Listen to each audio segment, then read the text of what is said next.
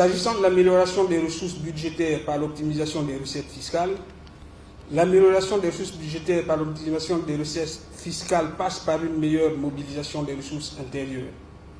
Il s'agit notamment de l'élargissement de l'assiette fiscale, l'amélioration du recouvrement fiscal et douanier, la rationalisation des dépenses fiscales, suspension des exonérations.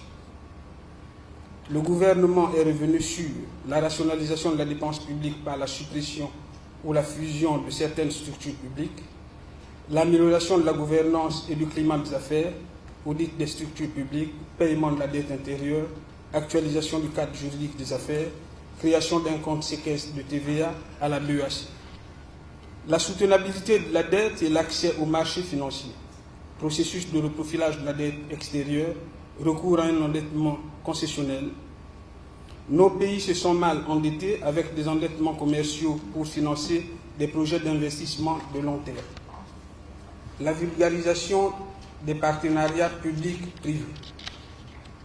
Faisant suite aux interpellations des parlementaires sur le programme GREN, le gouvernement a évoqué les avancées du programme, en relevant toutefois les écueils auxquels ce dernier est confronté. Il s'agit notamment du conflit homme-faune, de la question liée au foncier, la difficulté des populations à s'approprier le concept de coopérative, le problème lié aux intrants, la commande des semences sans s'assurer d'un système sémencier et de la dispersion des acteurs du programme.